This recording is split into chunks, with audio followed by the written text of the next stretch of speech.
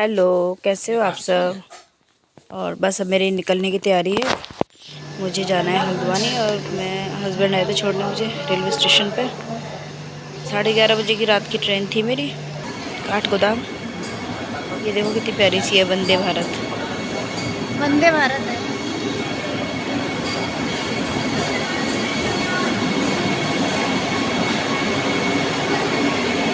बहुत अच्छी लगती थी ट्रेन देखने में। और मुझे जाना था प्लेटफॉर्म नंबर 3 पे। वहाँ पहुँची मैं, वहीं पर मेरी ट्रेन खड़ी थी। ये है मेरी ट्रेन, काठगोदाम, देहरादून टू काठगोदाम, हल्द्वानी, हल्द्वानी से आगे काठगोदाम। और बस मैं अपनी सीट पे बैठ गई थी। मैंने हस्बैंड को बोला, मैंने कहा आप निकल जाओ टाइम से, टाइम काफ़ी हो गया था। थोड़ी देर में ट्रेन चलने वाली थी।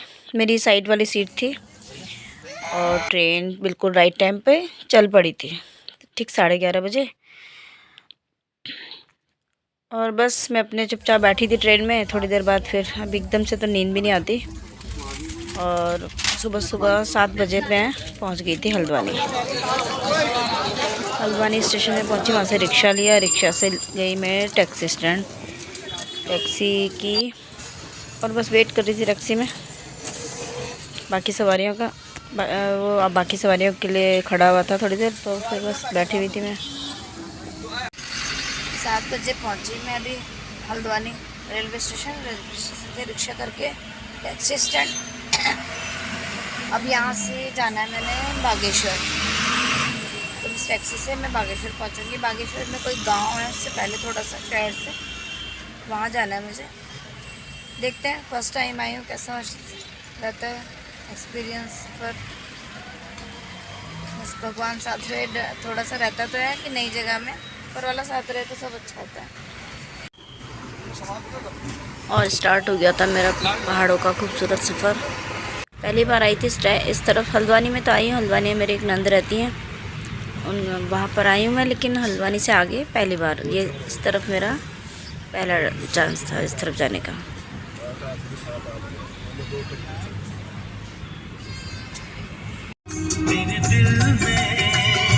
जब रास्ते में गाड़ी में ऐसे 90s के गाने लगे होते हैं तो मुझे बहुत अच्छा लगता है। सफ़र का पता ही नहीं चलता। और ये रास्ते में बहुत बड़ा हनुमान मंदिर था, मुझे नाम याद नहीं आ रहा इसका। उन्होंने बताया तो था मुझे कौन सा मंदिर है, काफ़ी फेमस है ये। यहाँ रुकी थी गाड़ी ब्रेकफास्ट वगैरह करने के लिए, क्योंकि सब सुबह बहुत अर्ली चले हुए थे सब। तो जगह मुझे याद नहीं कौन सी है। ये बहुत ही खूबसूरत पहाड़ और वहाँ से नदी बह रही थी साइड में। और मैं यहाँ पे बैठ के नाश्ता कर रही थी, चाय जिसकी बहुत ज़्यादा ज़रूरत थी। अभी सुबह से चाय नहीं पी थी। मैं नाश्ता मंगाया था सिंपल सा, आलू मटर की सब्ज़ी और रोटी। बहुत टेस्टी बना हुआ था। खाया, चाय पी और उसके बाद फिर निकल पड़े अपनी मंजिल की तरफ। आप व्यू देखो, कितना खूबसूरत, कितना सुंदर लग रहा है। जिधर नज़र आ रही बहुत ही सुंदर।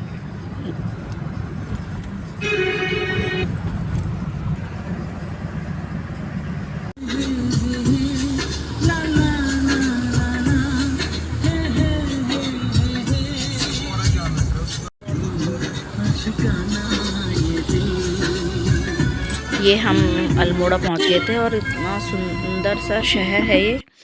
लग ही नहीं रहा था कि पहाड़ों में बसा हुआ है। बहुत ही खूबसूरत, बहुत ही बड़ा, और मतलब अच्छा खासा मॉडर्न था सब कुछ। पूरा मार्केट था यहाँ पे, बहुत बड़ा मार्केट है।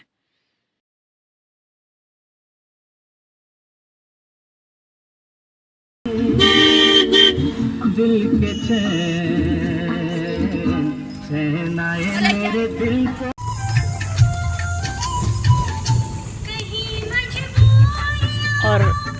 और आखिरकार मैं पहुंच गई थी अपने डेस्टिनेशन पर। यह है वो जगह जहाँ पे मुझे जाना था। और यहाँ पर गाड़ी से उतरने के बाद मुझे पैदल जाना था। ये सामने भैया जा रहे हैं, ये लेने आए थे मुझे। और बस मेरा ध्यान तो इन वादियों में खोया हुआ था, क्योंकि इतनी खूबसूरत लग रही थी जगह। मैं जूम करके आप लोगों को दिखाने की कोशिश कर रही हूँ, पर उतना जस्टिफाई हो नहीं पाता कैमरे से जितना हम सामने से देखते हैं। बहुत ही ज़्यादा खूबसूरत जगह थी। मैं कल रात गांव चली का थी नाम था हम। बागेश्वर का। ये गांव है, ये उडेर खेनी कठपुड़िया छीना नाम था गांव का। और ये मैं यहाँ पहले ये साइड में इनका घर है, ये जो भैया जा रहे हैं ना यहाँ के, ये शायद ट्रेनर हैं, बाद में पता चला मुझे। और ये और इनके पापा, और ये अपने घर लेके आए मुझे पहले, कि पहले मैं यहाँ पे हाथ मुँह धो लूँ, फ्रेश हो जाऊँ। तो मैं यहाँ पहुँची और उसके बाद मैंने हाथ मुँह धोया, फ्रेश हुई और कपड़े वगैरह चेंज किए। और ये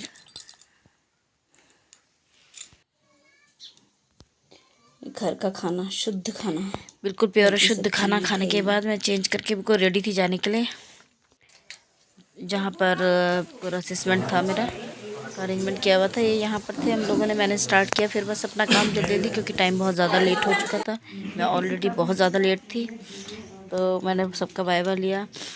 और वहाँ इतनी तेज़ बारिश हो गई थी जब हमारे अंदर ये काम चल रहा था, तो बाहर बहुत तेज़ बारिश हो रही थी।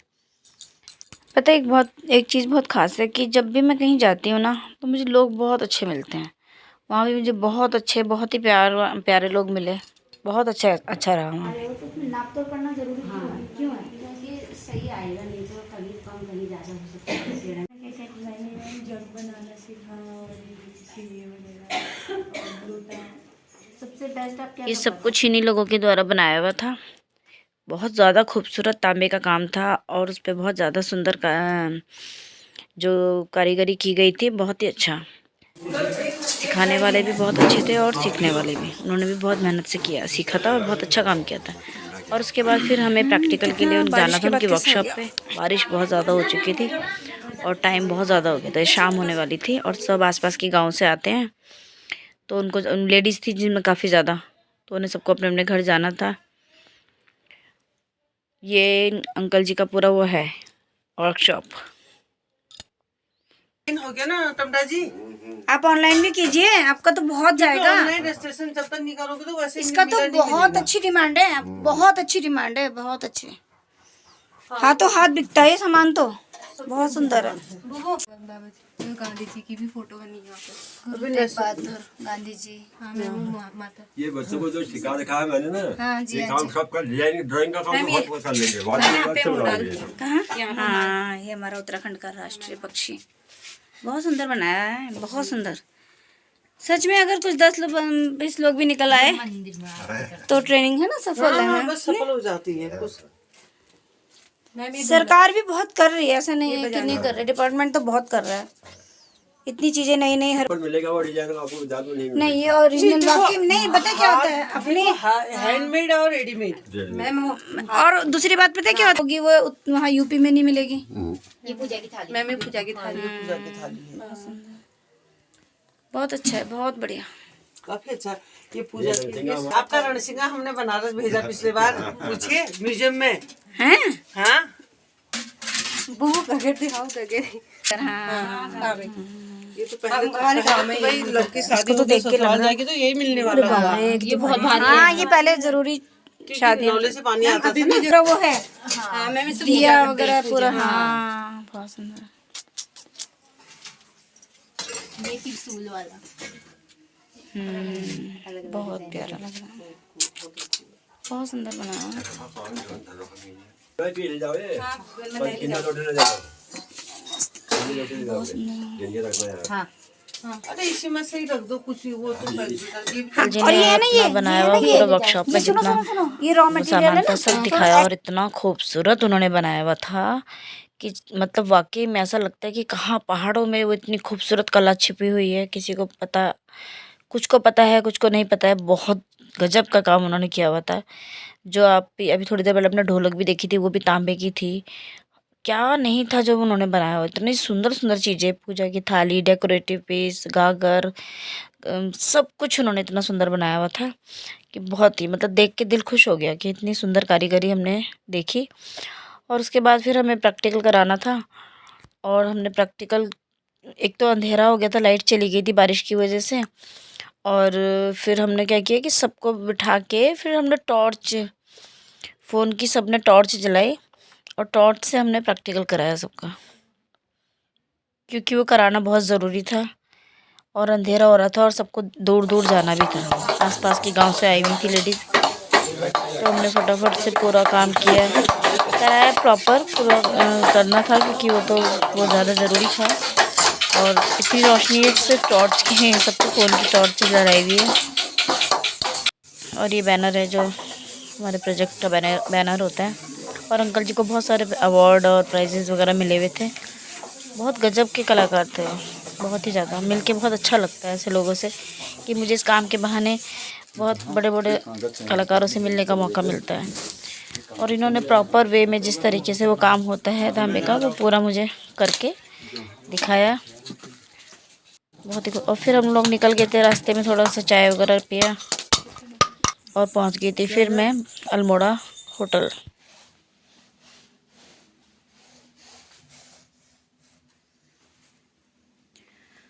अब पहुंची हूँ मैं अल्मोड़ा और यहाँ ये है मेरा होटल। ये बेड है, यहाँ मिरर लगा हुआ है, यहाँ चेयर्स लगी हुई हैं, ये वॉशरूम है और ये कबर्ड है। मैं ये बैग लाई थी सिर्फ, और एक मेरा पर्स था, क्योंकि जो एक ही सूट रखा था मैंने और एक ब्लैंकेट रखी थी ट्रेन के लिए। ट्रेन की में पहले से ब्लैंकेट वगैरह थी तो ज़रूरत नहीं पड़ी मुझे इसे निकालने की। और फिर यहाँ से मैंने थोड़ी सी दाल खरीदी, ये थोड़ा सा उन्होंने दी और उन्होंने मुझे ये दिए कच्चे केले, मेरे फेवरेट। और इतना लगेज और बढ़ गया, पता नहीं अभी से कैसे हैंडल करूँगी, कैसे ले जाऊँगी, इतनी दूर जाना है। और डिनर मेरा आ गया। मैंने वो थाली बोल रहे थे लेने के लिए, पर मैंने मना किया क्योंकि इतना ज़्यादा खाया तो जाएगा नहीं। रोटी, ये मिक्स वेज दाल, बस इतना ही काफ़ी है। मन नहीं हो रहा खाने का, क्योंकि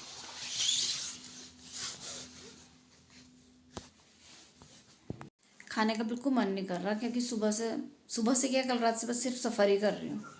बैठे बैठे अजीब सा हो गया एकदम, बिल्कुल ना भूख लग रही है ना खाने का मन कर रहा है। थकान से हालत देखो मेरी कितनी बुरी हो गई। थोड़ा सा खाती हूँ फिर सो जाऊँगी। सुबह फिर निकलना है मुझे यहाँ से हल्द्वानी से फिर देहरादून। ऐसा लगता है कहीं निकलोगे कब अपने घर पहुँचेंगे जल्दी से। मैं ट्रेन की वजह से ब्लैंकेट और ये बेडशीट लेके आई थी, पर ट्रेन में ज़रूरत नहीं पड़ी क्योंकि उस ट्रेन में सब कुछ था, ब्लैंकेट बेडशीट वगैरह, और वो अच्छे से साफ़ सुथरे रहते हैं पैकेट्स में पैक ना। और यहाँ पे था ये रज़ाई बेडशीट, पर मुझे अच्छा नहीं लगता, मुझे गंदा लगता है, तो मैंने ये अपनी बेडशीट और अपना ब्लैंकेट ले लिया। बेशक इसके ऊपर से डाल दूँगी, ठंडा लगेगा तो। वहाँ का उनका मन नहीं करता, गंदा लगता मुझे। डिनर कर लिया मैंने, अब मैं थोड़ा सा देखती हूँ कुछ होगा काम, नहीं तो मैं तो थोड़ा मैंने पहले सामान लगाया और अब सो जाती हूँ ताकि सुबह टाइम से निकल जाऊँ।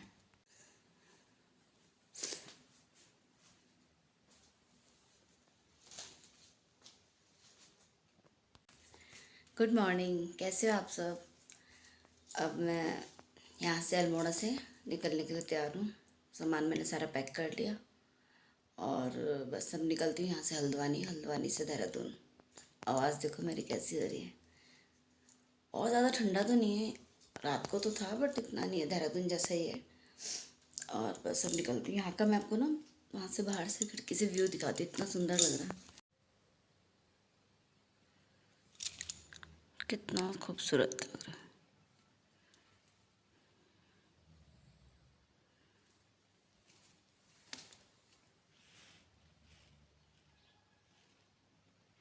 ये था मेरा होटल और बस मैं यहाँ से निकल गई थी। होटल के सामने से मुझे टैक्सी मिल गई थी और सभी लोग हेल्पफुल बहुत होते हैं, उन्होंने भी हेल्प की। और फिर जो बाहर थे उन्होंने टैक्सी बिल्कुल प्रॉपर करके दे दी थी और फिर मैं निकल गई थी। अब यहाँ से अल्मोड़ा से मिली थी मुझे हल्द्वानी तक की टैक्सी, हल्द्वानी से फिर मुझे देहरादून के लिए दोबारा लेनी थी गाड़ी। और आप देखो ये खूबसूरत नज़ारा कि कितना सुंदर है अल्मोड़ा और कितना बड़ा है। अल्मोड़ा बहुत बड़ा है और बहुत ही खूबसूरत भी है। तो यकीन नहीं होता कि पहाड़ों में इतना बड़े एरिया में इतना खूबसूरत जगह है। और मुझे बहुत ही अच्छा लगा, मतलब मैं घूमी नहीं, कुछ ज़्यादा वो नहीं कर पाई, लेकिन फिर भी मुझे बहुत अच्छा लगा। और रास्ते में बहुत अच्छी जगह मिलती रही और एक ये बहुत ही फेमस जगह हो गई है अभी ये कैंची धाम।